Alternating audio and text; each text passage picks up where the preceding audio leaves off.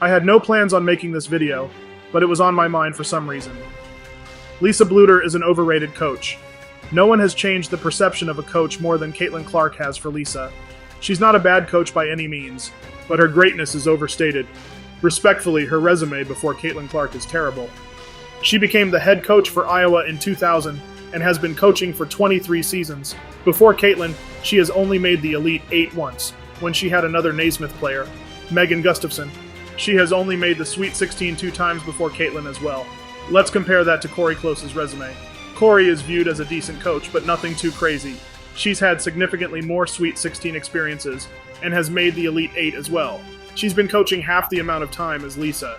She's had some great players, but not anyone on Megan Gustafson's level, and certainly not on the level of Caitlin Clark. Why do I bring this up? Because it shows Caitlin is playing significantly above the level of the coaching staff. Lisa Bluder had a 65% win percentage at Iowa before Caitlin. With Caitlin, it jumped up to 75%.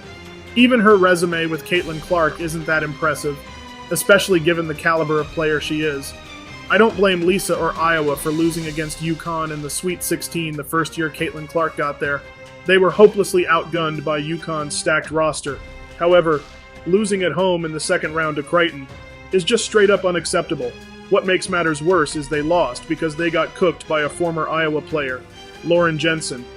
She transferred because she was rotting on the bench at Iowa. This is a massive fumble. Not only is she the reason they got sent home early, she's someone that really could have helped Iowa out in the upcoming years. Losing to a 10th seed is a clear sign of getting out-coached. Monica Sonato was destroying Creighton, but they figured something out late in the game. They held her and Caitlin Clark scoreless the last 5 minutes of the game, and a very legitimate argument can be made that this loss cost Caitlin Clark the National Player of the Year award. The loss was so bad that it completely ruined any chance Caitlin had to get the award.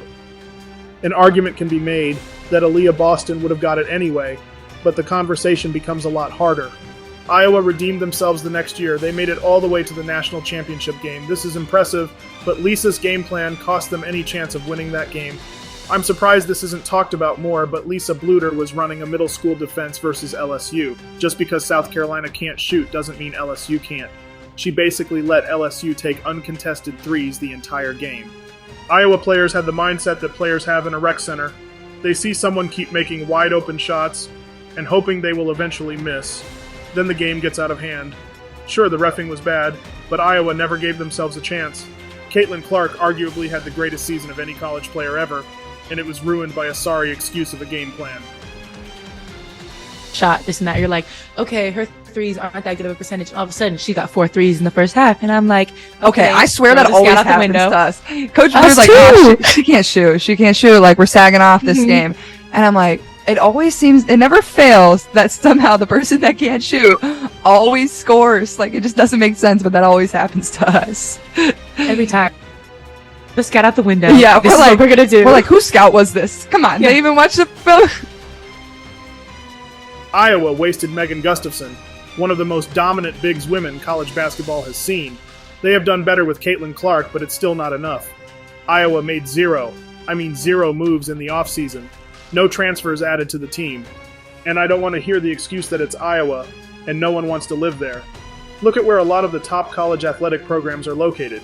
No one would ever want to live in these places if it wasn't for the college athletics. There's people that will point out the fact that Iowa had no roster scholarship spots left, which is why they didn't bother to get anyone from the transfer portal.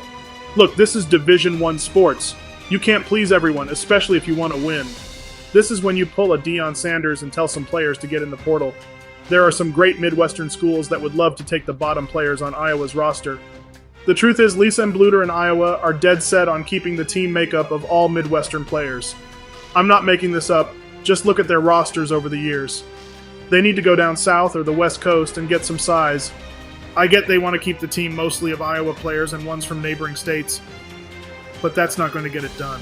Iowa can't expect to get another player like Caitlin Clark again, so they need to do everything they can to surround her with a better team.